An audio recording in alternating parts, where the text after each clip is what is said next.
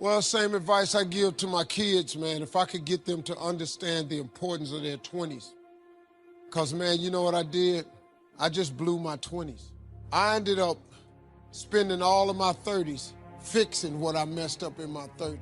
Now, I spent all of my 40s doing what I could have been doing in my 30s. I looked up, man, I had let too much time slip away. If you could get young people to get their foot on the gas pedal in their 20s, because right now they think going out is everything. And I keep telling them, man, you're gonna outgrow that in a minute. Because, you know, like at this age, it's when somebody says, hey, we're gonna go out to a club tonight. Go out to a club? Are you kidding me? It don't make no sense to you now, because you're over that. But it takes a minute for them to understand that, man. It's sad. I wish they'd get it, but I wasn't clubbing in my 20s. I didn't know how to make a vision board. I didn't know how to.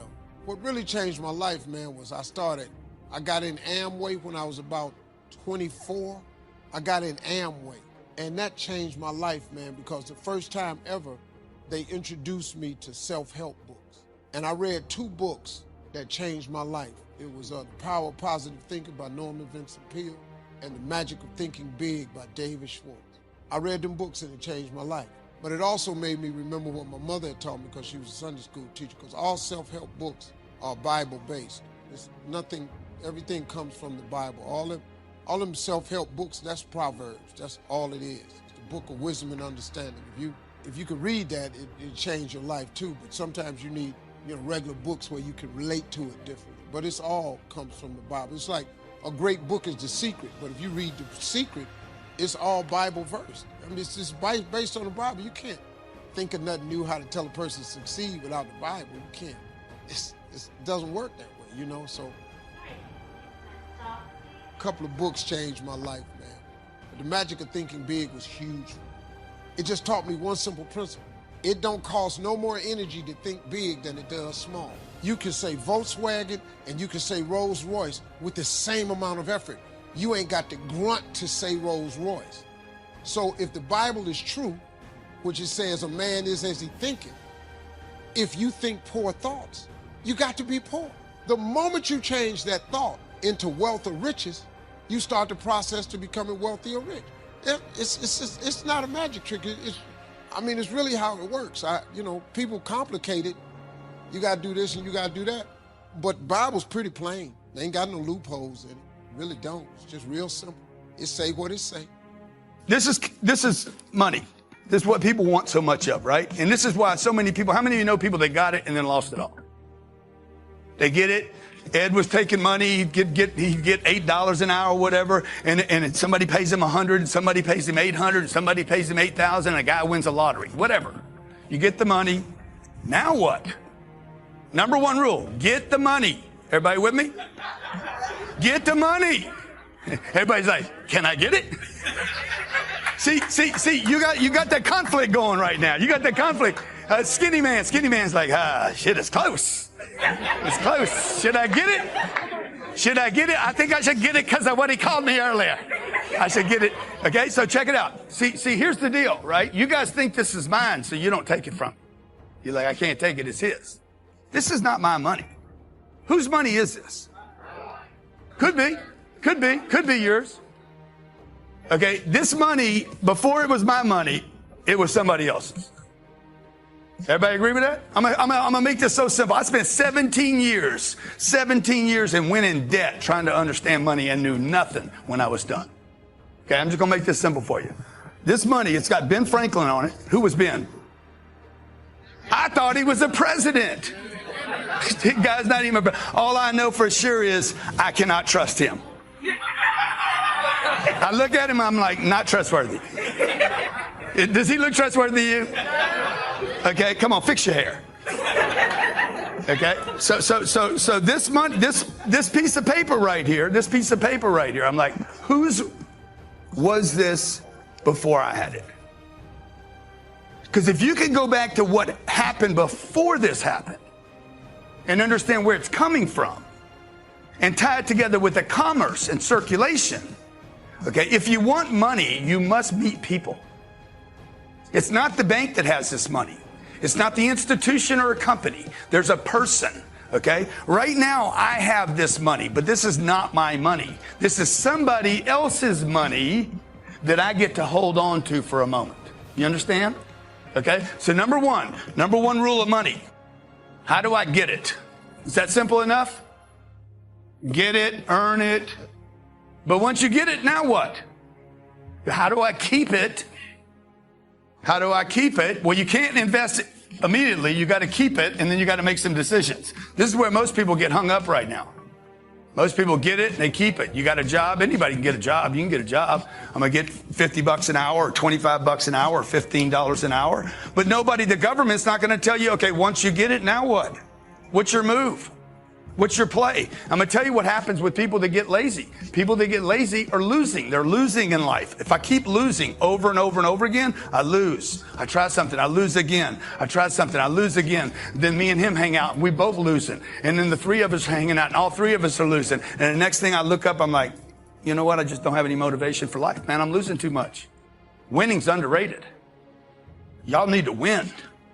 Okay? So when I get money and then I lose the money, I'm like, I don't want anything to do with this money. You understand? When I get it and then somebody rips me off of it, I'm like, I'd just rather not have it. How many heard this before? Money won't make you happy. How many heard it before? Money won't make you happy. That's from somebody that failed with money. Okay? Okay, you want to write this down. The next time you hear somebody say money won't make you happy, it's somebody that failed with money. Mr. Schultz said to me that he thought it was a worthy goal to become financially independent for three major reasons. First, with money no longer a time-consuming consideration, I could then begin devoting heavy time to all the other dimensions of my life. Second, he suggested I become financially independent because it would tremendously increase my ability to help others, only from positions of strength, including financial strength. Can we help someone else? Finally, and most important, he said, I believe it is worthwhile to become financially independent for the sake of developing the person you must become to achieve that goal. What a major secret he taught me. Set a goal to entice you to become the person it takes to achieve it. Reaching the goal is the lesser value. The primary value lies in the person you become by reaching it. You see, it's not the $1 million that's most important. It's what you must do and become in order to be a millionaire. We're all aware that many people feel that we must be careful of focusing on money or affluence or abundance. That in it, or in the pursuit of it, there is danger. We often hear quoted from the Bible, the love of money is the root of all evil. And I do agree. If you make money your love, and you pursue affluence to the exclusion of, or at the expense of, other values of life, you have lost, not won. However, let us consider this question. If you could do better, should you? That's not a bad question. In the time allotted to labor, in the time given to economics, care for family, success, achievement, productivity, the creation of value, the development of skills and creativity, if you could do better, should you? I think that one of the greatest satisfactions of living life to the fullest is doing the best you can with whatever you have. Doing less than your best has ways of eroding the psyche. We seem to be creatures of enterprise. Surely it is the reason for the seasons. The soil and the sun and the rain and the seed all say, what can you do with us? The seasons say, do you have the genius to make something unique of us? Life says, here's the raw material. What splendid things can you produce from all there is? So, go for high productivity, the full employment of your genius, the full development of your potential in all areas of your life, including earning money. That is the essence of life. Truly sophisticated people know it isn't the amount that counts. It's doing all that you can with all you've got that counts. Hi, welcome back to Mind Control, where we inspire and motivate you. Hope you enjoy the video. Key phrase, faith is the ability to see things that don't yet exist. And that's how things exist. How did this hotel get here? Someone saw it while the property was vacant. You say, well, is it possible to see this hotel when it isn't here? And the answer is yes, of course. If somebody cannot see it when it is not here, then it will never be here. So it's possible to see things that don't yet exist. Interesting. When should you start building this hotel? This is a good question for your philosophical musings. When should we start building the house? When should we start? And here's the answer. As soon as it's finished. You wouldn't start building the house until you had it finished. If you just started laying bricks and somebody came around and said, what are you doing? I said, I'm just laying bricks. And said, what are you building? And you said, I have no idea. See, they'll take you away to a safe place. So have you got that now? It's possible to finish something before you start. In fact, it would be a bit foolish to start until you had it finished. So human beings have this remarkable ability to finish something and then start it. We've heard the old expression, don't count your chickens until they're hatched. Say, no, we have the ability to count our chickens long before they're hatched. Because we know, we have faith, we believe. We use the law of averages. There's bound to be at least so many. Out of every dozen, out of every 100, out of every 50. So it's possible to see the end and then begin. Start looking into the future of what you would like to accomplish, and where you would like to go, the person you would like to be, and see if you can't get a better picture of the finished objective. See yourself there, see yourself in possession of. I was in business with Bob Cummings, the old movie star, for a while. He said, decide what you want and then act as if you already had it. And being an actor, he could give us a few tips on acting. Decide what you want and act as if it was already yours.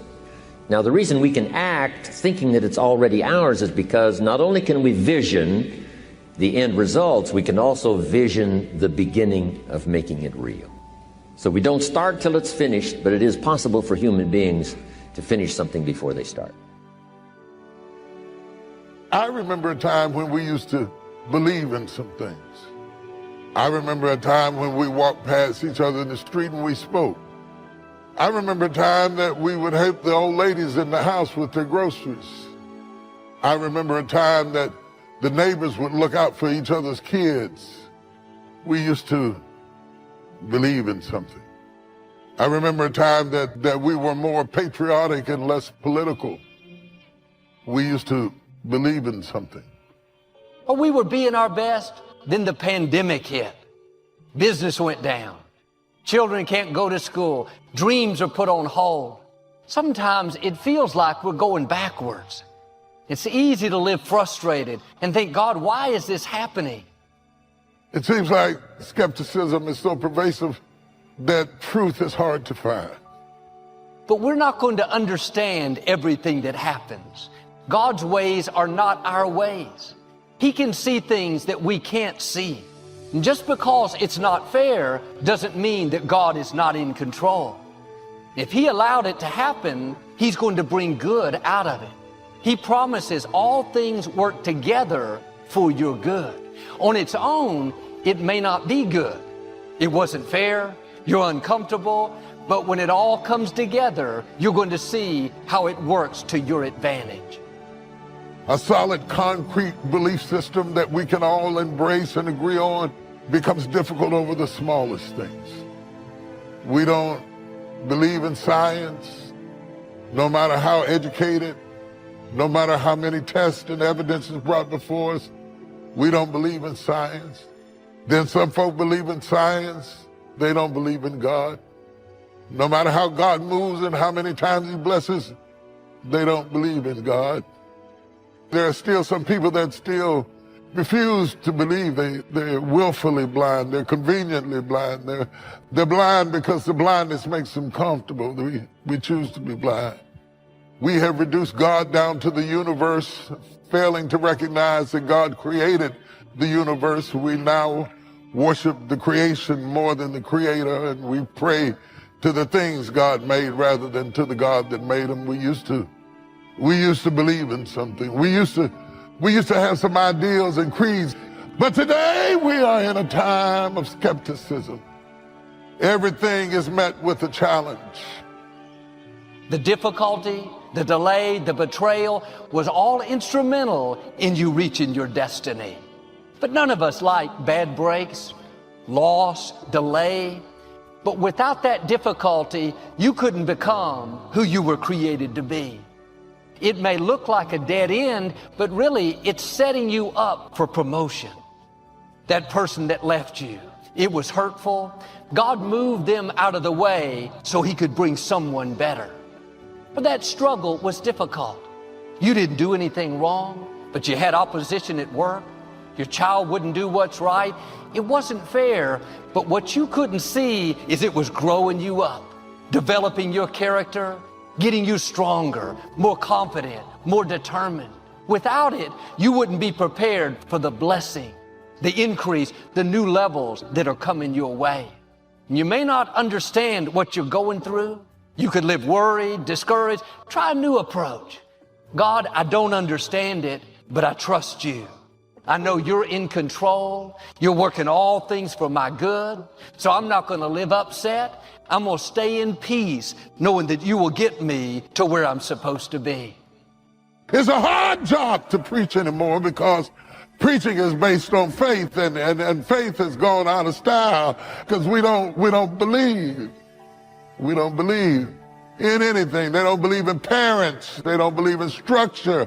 They don't believe in respect. They don't believe in order. People have babies, leave them in the trash can. They don't believe in raising children. We used to believe in something. We're living in an era of skepticism. Truth is optional. It's your opinion. It's whatever you choose for it to be. Alternative truths, alternative realities. We used to believe in something. I'm not shocked that unbelievers don't believe.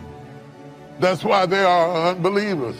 But I'm shocked sometimes to recognize that the skepticism that was outside the boat has crept through the pores of the boat. Somehow it has filtered through the pitch and got inside the ark, and now you have to believe. This spirit of skepticism that has attacked our generation, has attacked our age, has led to unnecessary death, unnecessary murder, unnecessary pain, the lack of solidarity, the accentuation of instability and anxiety, because when you don't have a truth to anchor yourself to, you're just floating around in the sea of an abyss of ideas, each one contesting the other one. It has led to arguments and fightings and murders and killings and shootings and arguing over turf because there is no truth to anchor us. Truth anchors the soul. Truth holds us down. Truth opens up revelation. Truth opens up doors. It is about believing. It's about believing. Faith is the currency of heaven. It's what it is to heaven what money is to earth. It's what God uses to transact business, because without faith, it is impossible to please God. No matter how talented you are, if you don't believe Him, it is impossible to please God. Faith is the currency of heaven. It is the substance of the thing I hope for. It is the evidence of things I don't see. If I was Satan and I wanted to bankrupt you, it wouldn't be enough to take your money. If I take your faith, I've left you bankrupt. If I take faith, you can't have no peace. If I take faith, you can't have no joy. If I take faith, you can't have no victory. If I take faith, you don't have no power. If I take faith, you don't have no confidence. If I take faith, you don't have no boldness. If I have faith, you don't have no conviction. If I take your faith, you're powerless, impotent, weak, incapable. Your lack of faith is an insult to God. Do you hear what I'm saying to you? There will be times in life that you don't understand what God is doing. Things don't make sense. Trouble, delays, closed doors, people that betrayed you, prayers that haven't been answered. It doesn't make sense now, but don't worry. One day you're going to understand. God is going to connect all the dots. Trials to your faith don't come when all your bills are paid, when you got a nice job and you got a nice car and you got a nice home and everything. Trial to your faith comes when all hell's breaking loose. Everything you was leaning on is given away. You're uncertain and insecure and vulnerable. That's when the trial to your faith is come. He doesn't allow things that He doesn't have a purpose for. That trouble is not a surprise to God. You can't see it right now, but behind the scenes, God is lining up things in your favor. When it's the right time, when it all comes together, it's going to work for your good. You'll look back and say, if that hadn't have happened, I wouldn't have this position. If that door hadn't have closed, I wouldn't have met this person. If I hadn't have gone through that difficulty, I wouldn't have stepped into this new level. Now, don't waste your time trying to figure everything out. There are some things you're not supposed to understand right now. We can't see the plan of God. If you're always trying to figure it out, it's going to frustrate you. Instead of using that energy trying to understand what's happening, use it to thank God that He's working. Thank Him that you're surrounded with His favor. You don't have to work it out. You don't have to live frustrated over what's not happening, discouraged over disappointments. You keep honoring Him and He'll open the right doors. He'll bring the right people. He'll turn negative situations around. He'll make things happen that you couldn't make happen. His plan for your life is much bigger than your own. If you're going to stay in faith, you have to learn to trust when you don't understand. Faith don't make it easy. Faith makes it possible. All you want is the strength to get through your life.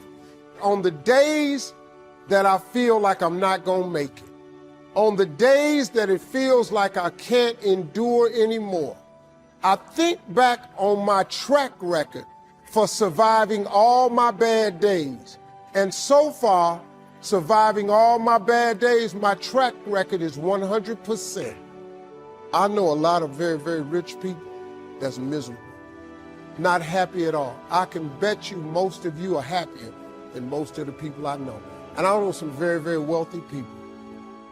But if that's your desire to get more of it, you got to ask God for it. If you want to be happy or successful, you got to ask God for it. Most people don't have the life of their dreams because you don't ask God for it. The scripture says you have not because you ask not. But listen to me, if you up your ask, He will up His give. It's a scripture that's available for everybody. It's not just for rich people. You don't need an education to be successful. I flunked out of school. What God has for you, quit tying it in education. People kill me. I know people got 2 degrees finna go back to school and get another. If you got 2 of them that ain't working for you, why would you go get another one of them? That's crazy to me. You don't need that. I'm telling you, man, your whole success is tied in your relationship to God. You can simplify this by getting in touch with your Creator. That's your key, man. Quit tripping yourself out. Hey, y'all, don't forget to pray. Don't be ashamed to pray. And don't ever be too proud to pray, because prayer changes things. Thank y'all for coming, everybody. We'd like to thank you so much for watching till the end. Don't forget to share your thoughts in the comments section. Please also like, subscribe, and share this video with your friends and families. Please watch our other motivational videos. Thank you again. Hi, welcome back to Mind Control. See, a lot of people have an idea or a dream and they give up on it. No, don't do that. Work your dream until it gets hot. See, most things don't happen as soon as we think they should happen. Any number of things can happen to interrupt your flow. It's okay. Don't take it personal. Just acknowledge what's going on. It's called life. And keep on working on your dream. Continue to keep on knocking, because this is your life. This is what you love. This is your passion.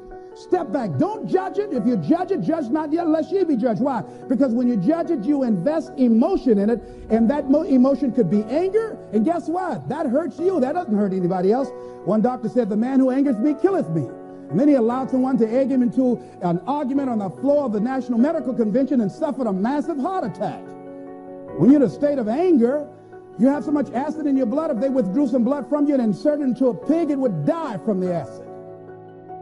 So what do you want to take yourself out early for by internalizing things?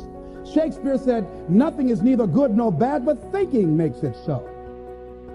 So judge not according to appearances, but right judgment.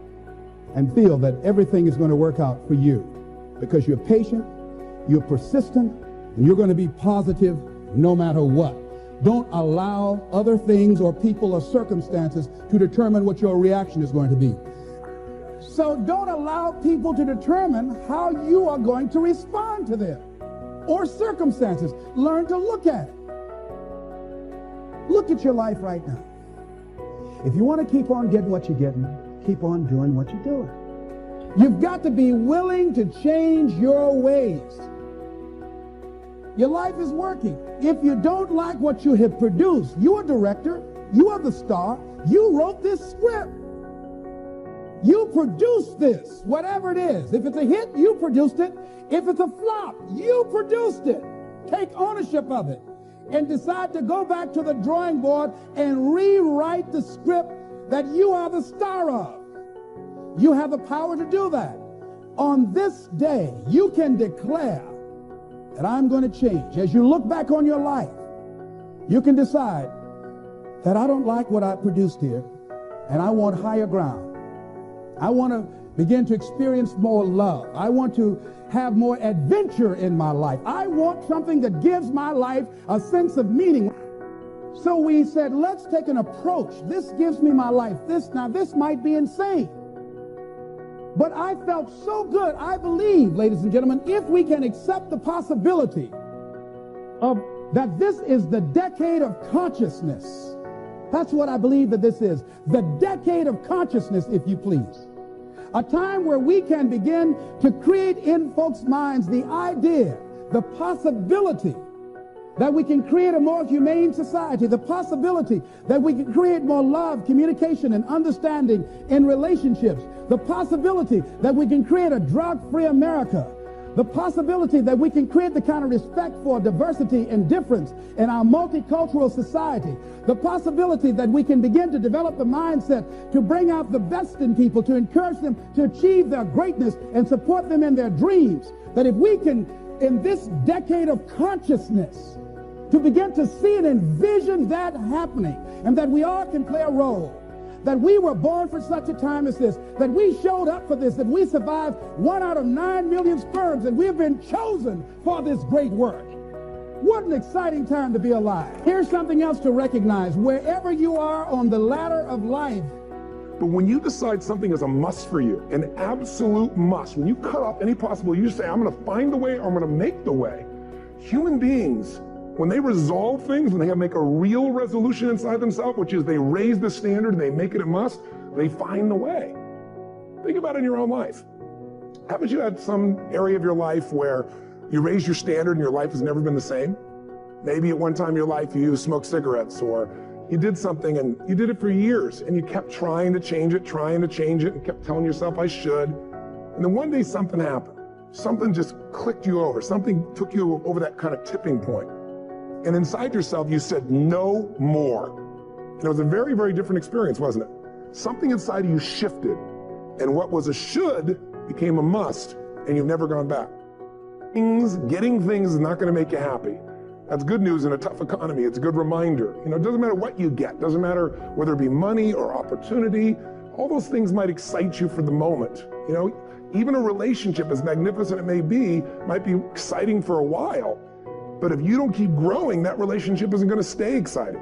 So the secret to real happiness is progress. Progress equals happiness. And if we can make progress on a regular basis, we feel alive. And that's why at the beginning of the year, we get this thing like, okay, I can have this fresh start. I could really do what my soul desires. I could expand. I could grow. I could improve. I could change. Or maybe better than change, I could progress. See, think about that. Progress is an aliveness to it, doesn't it? You don't have to work at changing. People say all the time now, well, I'm working on changing. Don't worry about it. You don't have to work on changing. Change is automatic. Your body's going to change whether you want it or not as the years go by. And no matter how hard you work, there's going to be some changes going on there. And the economy is going to change no matter what you want it to do. The weather is going to change. Relationships are going to change. Everything in life is always changing. We don't have to work on change. Change is automatic, but progress is not. I believe everything has a vibration. And so everything has an energy, right? And so that I have, without getting too complicated, I have to quiet myself, because when I get quiet, I vibrate at a higher frequency. And so that I can tap into, see, the same thought, the same energy that made this ocean, that made the world, that made you and I have access to that limitless, absolutely perfect thinking in mind. And so the only way that I get that is by getting out of my own way, getting out of my own space, getting out of my own junk. And so I access it for me by getting quiet. The key to my life is that in the morning, and I do it in the morning, it's nice now that I can do it with the ocean here, I also live on a lake, is it doesn't take a long time, I just take 20 minutes and I access it and I get quiet. And the only way I can access it is to get out of my head. And so I quiet and empty my mind, and I access the universe. That's what I do. You matter. There's a reason. I want to make sure you understand the reason. The reason why you matter is because you'll never have, you'll never be, you'll never do. You are powerful beyond measure. Your daddy wasn't in your life. Your mother wasn't in your life. I don't know. You didn't have a mentor. I don't know. But you may have never heard someone look you in your eye, look you in your soul, and tell you that you not only matter, you're powerful. I want you to take your life to a whole nother level. I want you not only to understand you matter, I want you to go in that mirror and say, I matter. You can't activate light. You can't begin to experience light in the way you want to experience. You can't have it. You can't be it. You can't do it until you activate it. It's all in there. All your gifts, all your talents, everything you need to do to be what you've been called to do, what you've been birthed to do. You can't do until you activate it, until you recognize you matter. You're powerful beyond measure. Your greatest hater is you. Your greatest hater is you. Your greatest fear is you. And I would just encourage you to give you a shot. Like, you ain't never really gave you a shot. You know, like, you've never given you a full year.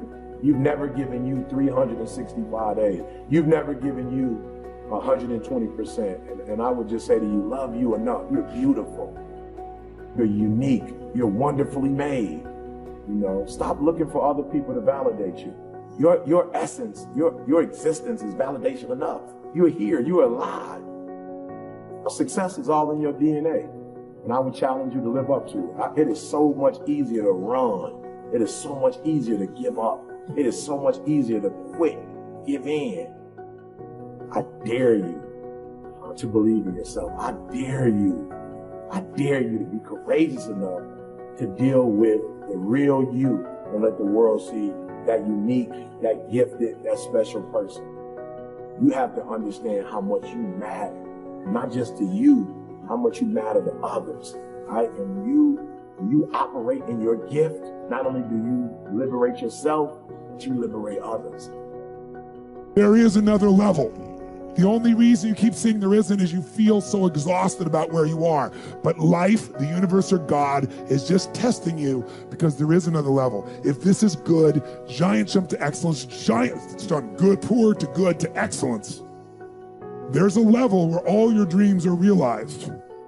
There's a level that you've always dreamed about. It is real. It has not gone away. But it takes that extra burst when you think there's nothing left, there's no way, you've tried everything 10 million times, and you keep going. It's almost like God is saying, if you keep hitting this wall enough times, I will see that you will not stop, that you are filled with that level of determination, faith, and courage, and then the door opens, and you get to that next level. But what most people don't know is, the next level is just 2 millimeters above. And it's called outstanding, ladies and gentlemen, outstanding.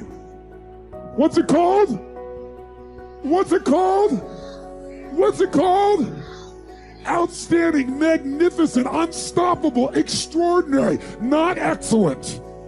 It's a different level. It's a level where you are not one of the best, you are the best. And you know what's amazing? You only have to be 2 millimeters more than everybody else, and you get everything. You get the joy, the laughter, the fun, the family, the passion, the economics, the freedom, the spirit. It's all there. What Jerry Maguire called the Quan, baby. All of it.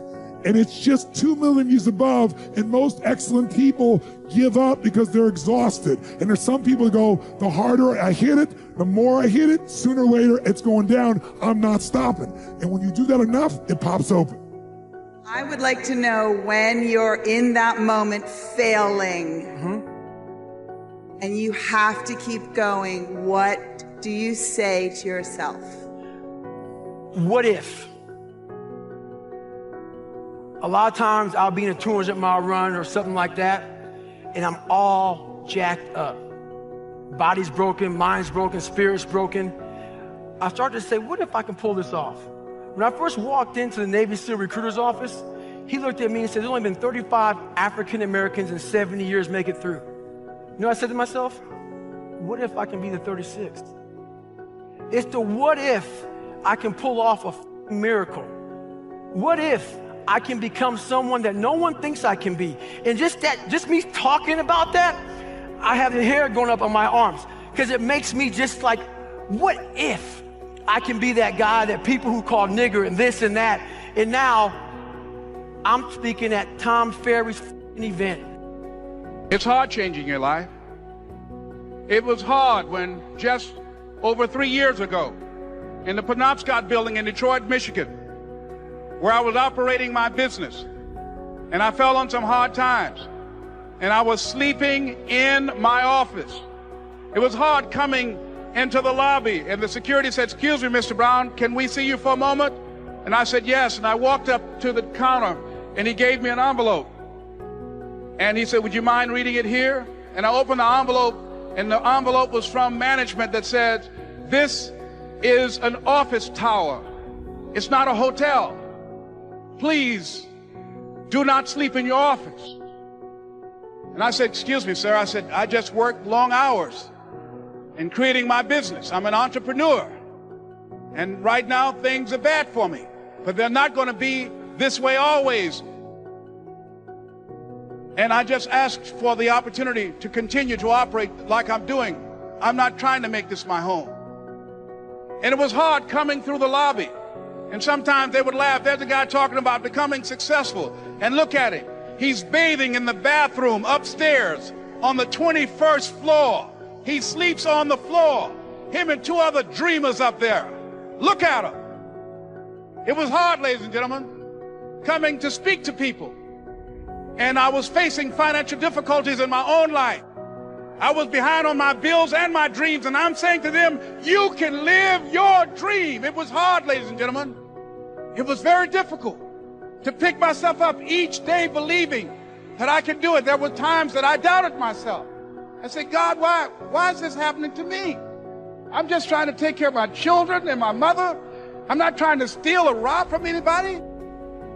Why did this have to happen to me? It was very hard. And here's what I want to say to you.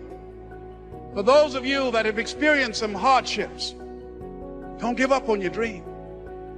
No one could have convinced me by holding on, by continuing to push forward, by continuing to run toward my dream, that one day I would have my own talk show.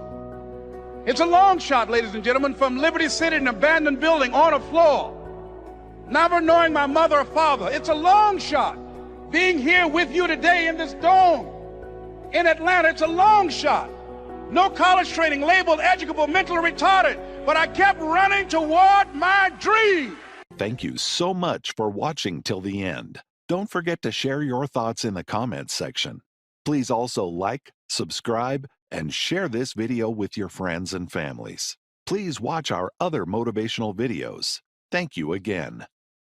Hi, welcome back to Mind Control, where we inspire and motivate you. Hope you enjoy the video.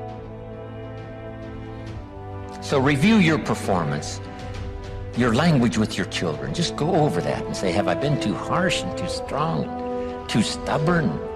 Should I learn to be easier, mix more compassion with the tough stuff I have to deal with? Yes. You know, prayer will help sometimes. If nothing else, dear God, help me say the right thing, not to ruin it all by poor communication. Here's the next on my list. Face your fears. I don't know what challenges you might have in going over the stuff we've been going over in terms of amending your philosophy or going back and, redoing some stuff that you might have messed up. face all your fears. That's how you conquer them. Don't dismiss them, just face them. Say, here's what I'm afraid of. I wonder what I could do to change that. Here's the next one. Exercise your willpower to change direction. You don't have to keep doing what you've done the last 6 years if it's not yielding you the benefits you want. In the seminar I do for Jerry, my mentor helped me to review the last 6 years so I wouldn't repeat those errors the next 6. See, if you're a goose, you have no choice to do the next 6 like you did the last 6.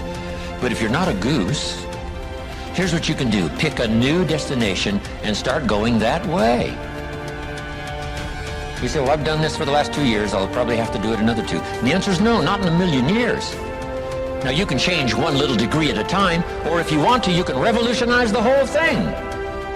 Who says you couldn't revolutionize the whole thing in a week's time and start a brand new direction that will most assuredly help you arrive in a brand new place a year from now, 3 years from now?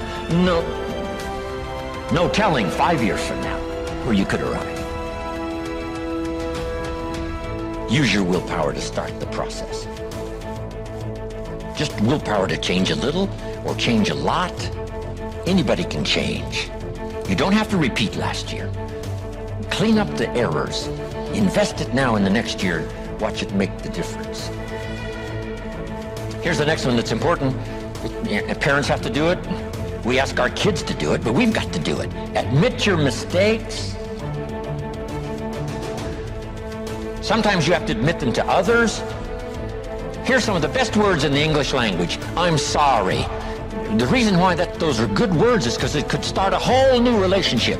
It could start 2 people going in a whole new direction. I'm sorry. Simple, easy. Not easy, but if you get this done, the turnaround can be dramatic. The early years can be big in payoff. And here's the big one. Admit your mistakes to yourself. You don't have to babble about them to everybody in the neighborhood. But it doesn't hurt to sit down and have a conversation with yourself and say, there's no use kidding myself. Here's where I really am. I've got pennies in my pocket and I got nothing in the bank. That's what I said after the Girl Scout left my door. I had a conversation with myself. And I said, I don't want this to happen anymore. Next, refine your goals. I don't know what ambitions you've had up until now, but this weekend would be a good time to start the process. We're going to talk about our goals workshop before our session is over this weekend. Maybe that will help stimulate you to set some higher goals, reach for some higher purpose, go for something beyond what you thought you could do. By the time this weekend's over, you might double, triple, quadruple the amount of goals, purpose, all the things you think you can accomplish. You could multiply that by 10 by the time we finish here on Sunday. Here's the next one, believe in yourself. Yes, you got to believe in God, and you got to believe in the community, and you've got to believe in the possibilities. You've got to believe in the economy. You've got to believe that tomorrow can be better than today. But here's the big one, believe in yourself. There isn't a skill you can't learn. There isn't a discipline you can't try. There isn't a class you couldn't take. There isn't a book you couldn't read. If it's written in some other language, you just get it translated and read it. Here's the next one. Ask for wisdom. This is communication of the highest source. Ask for wisdom. Ask for wisdom that creates answers. Ask for the wisdom that creates faith to believe things are possible. In King Solomon's day, there was the dilemma of 2 mothers who claimed the same baby. And the question was, whose baby is this? This mother says, it's mine. The other mother says, no, it's mine. Solomon said, bring me the baby. They brought him the baby, and he raised the sword. He said, I'm going to cut this baby in half and give 1/2 to this mother and 1/2 to this mother. And as he raised his sword, sobbingly, the real mother said, no, no, no, don't cut the baby in half. Give it to her, who was not the real mother. Solomon says, now I know who's the real mother. See, that is so wise. And the moment was such drama. But Solomon, the wisest of the wise, knew what to do to settle the deal. Ask for wisdom to deal with the challenges of today and tomorrow, to deal with the challenges your family brings you. Don't wish it was easier, wish you were better. Here's the next one, conserve your time. I must learn to do this. How much time have I got left? Not an unlimited supply. How many of these weekends can I do? Not 1,000, just a few, maybe a handful. Sometimes we get faked out. Bill Bailey says, the average person says, I got 20 more years. No, Bill says you got 20 more times. If you go fishing once a year, you've only got 20 more times to go fishing. Not 20 years. That fakes you out. I got 20 years. No, 20 times. See, that brings it right down to the real stuff. 20 times. How many more seminars like this? Not 1,000. A few. Just a few. So would I mumble and stumble? Would I give you less than my best when I've only got a few more to give? And the answer is no, of course not. If you're a person of some dignity and quality, you wouldn't let that happen. Next, invest your profits. We're going to talk now about this before the weekend is over on financial independence. And I'm going to give you some excellent advice. Here was one of the philosophies Mr. Shoaff gave me, along with Mary Kay. Here's what he said. Profits are better than wages. Wages make you a living. Profits make you a fortune. Mary Kay and I went for that. Wow. Could we start earning profits while we're making a living? The answer is yes. I went berserk. Here's one now. Protect your family. These are troublesome times. Not that they haven't been troublesome times for 6,000 years. At school, troublesome times. I know a wonderful mother and a wonderful father who had 2 boys. In school, they went 2 different directions, and one became a model citizen and the other one went to jail. Wow. Protect your family as best you can from the hidden dangers, the lurking evil one. Here's the next one. Live with intensity. You might as well turn it up a notch or 2 after this weekend. Why not? Invest more of you in whatever you do. Be a little stronger, be a little wiser. Step up your vitality, contribution. Put everything you've got into everything you do, and then ask for more vitality and more strength and more vigor. More heart, more soul. Next, find your place. This one now is so important.